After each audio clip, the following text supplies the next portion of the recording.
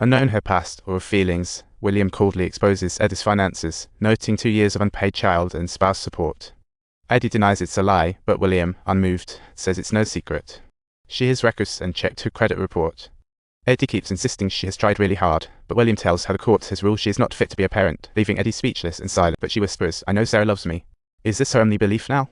The car stops at Sarah's school entrance. William wonders, Sarah absorbed Eddie's street smarts. Eddie panics, urgently ordering William to leave. But William insists she look at Sarah, who stands dazed, awaiting her dad. All cars start up for Sarah. William calmly observes that they are just a few blocks away from Sarah's home, but given the rising crime rate, she worries about the girl's safety.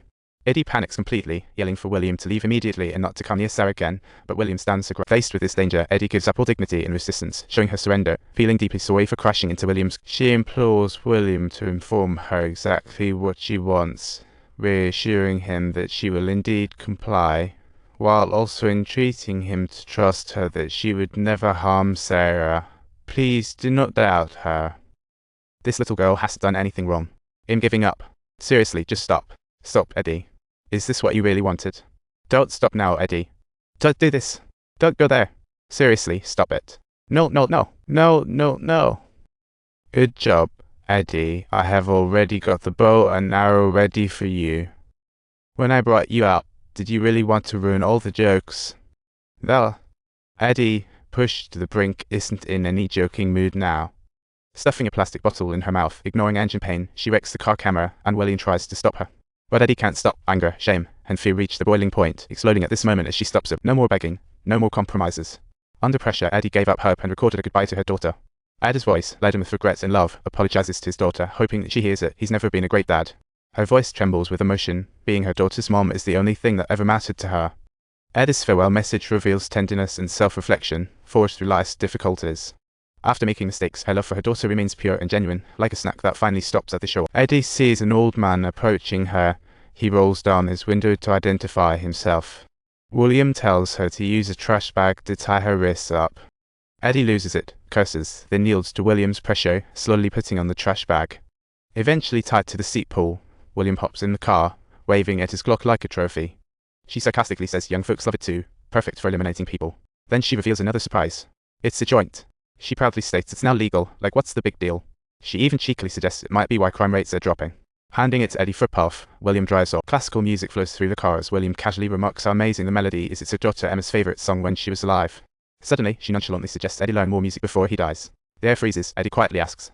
When she says I'm sorry, did William believe her? She probes whether this nightmare began just to get an apology. Eddie asks William about her daughter Emma, piercing his nerves. William angrily tells her to shut up, but then decides to unleash her pain. She recalls that day when she and her daughter were caught in a carjack, losing all their belongings in a flash. And now, they still weren't satisfied.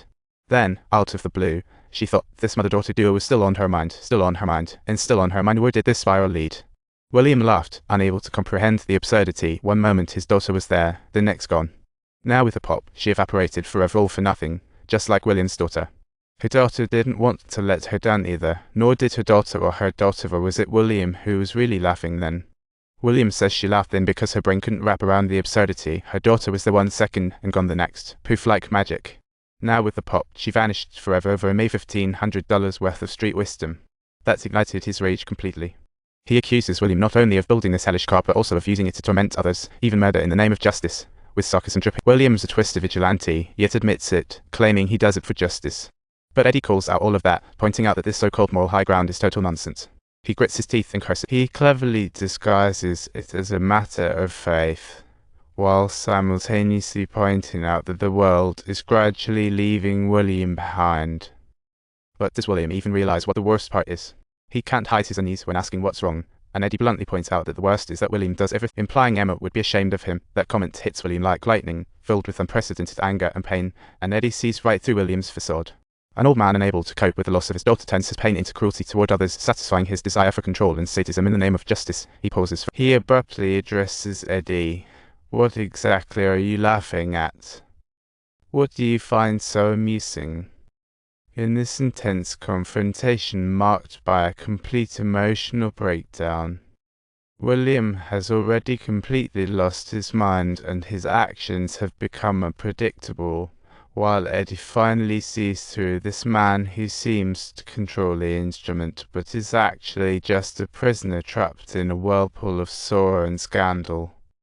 Snapping out of her coma, Eddie swiftly takes action to subdue William. Furious, wanting to kill him, a call from her daughter brings her to her senses. Her daughter says she got the message. Asking what's going on, sounding terrified, Eddie lovingly reassures her daughter, saying she's okay.